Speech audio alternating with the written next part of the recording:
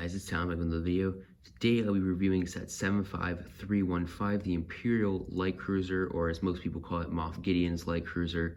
This set does come with 1,336 pieces and costs $160 in the United States. So definitely the most expensive set, or at least play set, of the summer wave, and definitely a good set that we will get into shortly. So here is the very large box that I can't really fit in here, so go to your local store and you'll probably find it on shelves and just look at the box there. And then these are the instructions. So let's start off by hopping into the minifigures. So here we'll start with the protagonist, where we first have the Mandalorian in his Beskar armor. I believe this will be the second version of him because he did come in that Attack on Tatooine set with the Tusken Raider when they were fighting the Krayt Dragon, but he does come with the arm printing like he does in that set. Same figure, nothing different, except he is given a spear instead of his small blaster. And I think we will be getting a third version of him, the same exact one, but a third one of him in the Mandalorian Forge. So definitely a great figure, definitely like this figure a lot. And yeah, pretty good figure. So let's move on to our next figure. Next up here we have Fenix Shand. Now she does come with a longer rifle because she is a sniper. They did the same thing with her that they did on Echo from the Bad Batch shuttle, where they printed her waist cape, which I'm not a big fan of. They really should be doing better on that and actually giving them waist capes. I mean, sure, she does have this new molded helmet, but it's not that hard to make another waist cape. It really isn't. They also give her arm printing on both sides because she does have a pad on one side. But the helmet is a new helmet mold. Like I said earlier, her eyes do come through there perfectly, so they did a great job on the measurements with that. And it's not dual molded. This black part is actually printing, and there is a little silver line towards the top of there, so that's how you can tell that it is printed. And then here is her face print. Unfortunately, they don't give her hair, which I don't know why. She does have a second face print.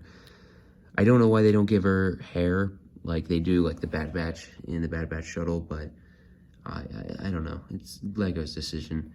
And yeah, that's really it for this figure. Definitely a good figure overall. Just hair would be nice, and the waist cape would be definitely a great addition. So let's move on to the next figure. Next up here we have Cara Dune. Now a lot of people were skeptical if she'd be added into another set because of the whole thing where she got fired and all that. But we're not going to get into that. She does come with a long rifle because she does have a longer gun in the show. I definitely think they should have given her a different gun. I don't think they should have given her the same gun as Fenix Shand, because Fenix Shand is a sniper. She has kind of like a machine gun, sort of minigun type of thing, which it's the exact same thing. So how do you know which is which? I don't know. It doesn't really matter, but it's definitely something they could have done better on. She has a very simple print on all of her parts here, torso and legs. And she does have a sleeveless shirt on, so they did good there. And then I don't remember if she has two faces. Yes, she does. I definitely think the back face looks better because the first face, like the front face, I don't know. I don't like it very much. There's just something about it I just don't like very much. So that's really it for her. Not too much to say there. Definitely a good figure, but the face print, I don't know. I feel like the mouth is too low compared to the eyes. Just something about it, I don't know. So let's move on to the final protagonist. Our final protagonist here is Baby Yoda. Now, we've gotten him in a few other sets, I think 2 or 3 maybe, and he's definitely still a good figure, but one thing I still wish they would change is this kind of back part here. It's definitely too big, but I get it, they need him to sit on a stud, and that's the length it needs to go to sit on the stud. Overall, definitely a good figure. The head is the squishy head, and he does have a tiny bit of printing on the front there, which is a good addition. And then he's dual molded with the green hands there, so he's a good figure. It's just he's a little large on the back and not as detailed as you might like him to be. So let's move on to our first antagonist. For our first antagonist, we have the Dark Trooper. Now, this figure is definitely a great figure. I really like this figure. Definitely think it's a really, really good one. And yeah, it comes with the same armor piece as Wrecker does in the Bad Batch shuttle. You actually don't get 2 in this set, which is interesting, because in the Bad Batch shuttle, everybody, and I mean everybody, it's not some fluke or something that Lego did wrong. Everybody is getting an extra armor piece for Wrecker. But in this set, you do not get an extra armor piece for the Dark Trooper, which is very interesting. I don't know why they chose to give Wrecker an extra armor piece and only chose to give one for this Dark Trooper. I mean, I don't see why you need two, but like need two, the number. But I don't know. I don't really get it. One thing that's unfortunate about this figure, though, with this shoulder armor here, is when you lift the blaster, you can't fully lift it without it, like, kind of coming to the side. Like, that's what it looks like when the Dark Trooper is straight. So it's definitely a little much there. I don't really know what else to say. It's not right. I'll just say that. So another thing, like Wrecker from the Bad Batch shuttle, I don't like the studs back here, especially because the Dark Trooper doesn't have a backpack, so there's nothing to fill those studs. But I would definitely think the helmet is fantastic. Kind of like, it's not really a helmet because there's nobody in it, but they are fully robotic. But I definitely love this new mold for the head here. It is not like a full head, it is basically a helmet where they have this printing underneath there to make it so that there are still the red eyes, but then from the back, it's black. So that I definitely like that there. And then if you take off all of this, that is the regular body print with the back there. Now, if you're to take the Dark Trooper and not drop his head and keep the armor piece off, that's what he would look like. I still, though, think he looks better with the armor piece on. I really do. I definitely like LEGO's decision to put the armor piece on this guy because he looks much better with it on. So that is going to be about it for this figure here. Let's move on to our final figure. Final figure here is Moff Gideon. Definitely a great figure. I'm really glad we now have a Moff Gideon. Definitely should have had him last year, but now we finally have him, so that's definitely good. But overall, definitely a great figure, great printing. No leg printing, unfortunately. That's something that would have been nice to have, but there's not too much detail on his legs, so it kind of makes sense. But he does come with a dark saber. Now, it's gotten a lot of flack, and it should get a lot of flack. They definitely should have done something different for the dark saber because it is not a regular circular, or I guess cylindrical lightsaber. It should have done something different, but they didn't, which is unfortunate, but it is what it is. They should have done a different mold. But overall, I'd say he looks good. I don't think he has a second head print. No, he does. So he just has more of a mad face there. And yeah, overall, definitely a great figure. The cape is very good. I definitely like this cape. It's kind of like a dual-sided cape where it's black on the outside and red on the inside. So overall, a good figure. They should have done something different with the Darksaber, but yeah, I mean, that's really it. So let's move on to the actual set itself. Now we move on to the actual light cruiser here. Now let's move the minifigures out of the way really quickly and then let you know something that's actually going to be pretty nice for some people. So this set is the light cruiser, but in universe it is called the Architans. And guess who else uses the Architans before the Empire?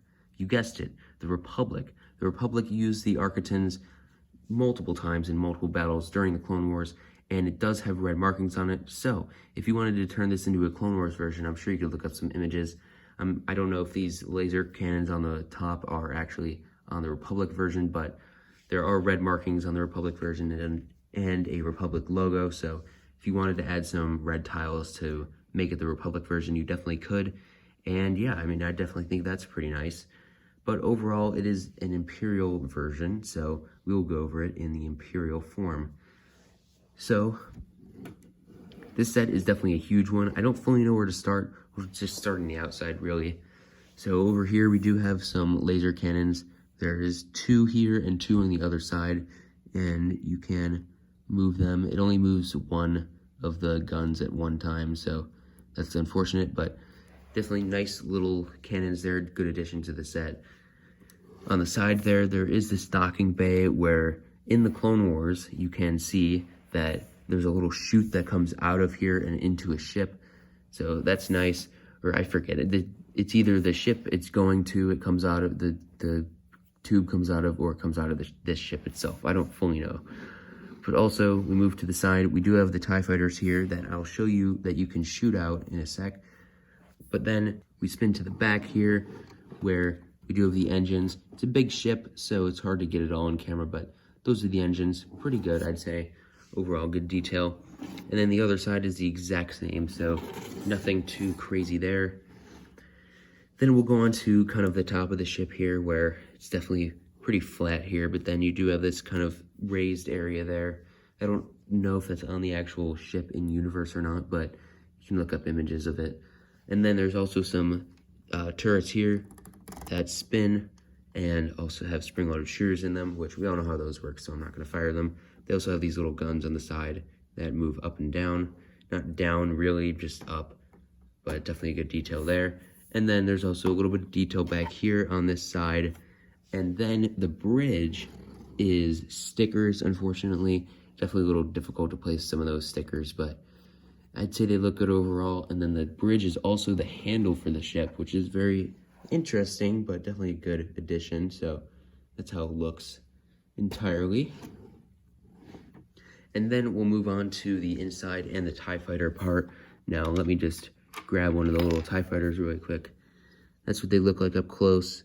Nothing too crazy about them. Hold on, let me get this focused.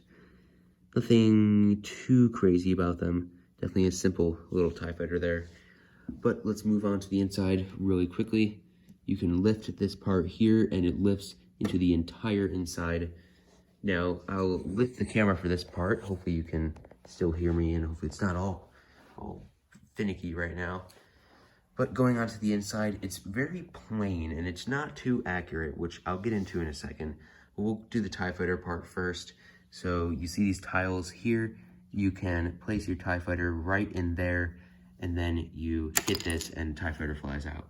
It's not like spring-loaded or anything, so you have to hit it pretty hard to get the TIE Fighter to go anywhere specific. But I definitely think it's a pretty cool feature because the TIE Fighters do launch out of here, which I don't really know how like the loading bay and all that worked in the Clone Wars or not, because I don't think they ever really showed that. So Clone Wars accurate, I don't know for sure. But let me just show you again and how far it goes. If you hit it hard enough, it goes far, but if you don't hit it too hard, it doesn't go very far. So then you can just take your TIE Fighter, and there is a stud back in there that you can just stick it on. So now we move on to the inside. There is some Technic exposed here, but I understand that would be hard to hide. And then there's also the extra missile in here that I usually keep the extra missiles with the set, so I put it inside. And then there is this hologram table. It'd been pretty cool, like a lot of people have said, if they put the Mandalorian in hologram form there on the table, but they didn't. They put a coffee cup there, which is very strange. I don't really understand that one. Then we move up to the front. We just have some stickered control panels, some grills on the floor, a couple bins, which we'll get into in a second, and then some more control panels. In this first bin here, there's a little explosive or a grenade in there. And then in the second one, there are binoculars in there. And so basically that is really it for this area. I believe there's a clip right here. I don't know why this clip is here. I don't know if it's for a blaster or what, but there's a clip there, so that's interesting. But it's a very lackluster interior. There's really not much to do. There's not many play features at all, and just there's not enough stuff. It's also a little inaccurate because over this way is supposed to be where the door is. Now, they could be doing this backwards where that's supposed to be the front of the bridge, and then over here where the TIE Fighter thing is where the entrance to this area is, which it is kind of weird, so I couldn't tell you fully if it's accurate or not. But it's not it. I would say there's much better interiors on different cruisers and stuff. So this definitely has stuff to be desiring, and I mean, overall just needs a little help. So let's move to the outro of this video. That's gonna be about it for this review. So definitely subscribe to the channel if you want more reviews. Comment down below your thoughts on this set, and like the video if you like the set and the review. So my final thoughts on this set are definitely pretty positive, I would say. The look of the ship overall is pretty good, especially if you remove those big laser cannons on the top. Those are definitely oversized, but understandably because they have spring-loaded shooters in there and are there for the play feature. So overall, I'd say as a ship, it is pretty good. I definitely think it's a great looking model for display and definitely a good thing for play. It's definitely good to be like a good capital ship, like if you're doing a Lego War or whatever. And it's very nice that they included the carrying handle in the bridge, because carrying the sets is definitely difficult, and they definitely did a good job putting it there to kind of hide it and also keep it in plain sight as well. It's literally hidden but in plain sight at the same time.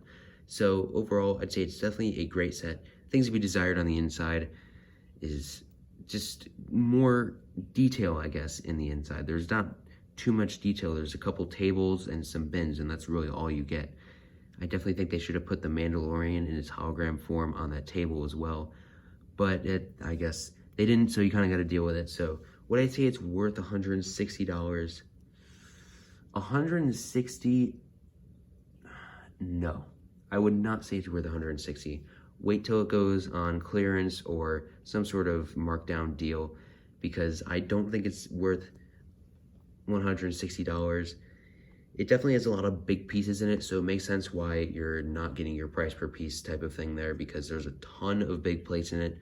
But I just say with the inside and some of the lacking play features, definitely wait till it goes on clearance. I definitely don't think it's worth the full $160. It's a good set, but not $160 good. So that's going to be about it for this review. Thank you all for watching, and I'll see you in another video.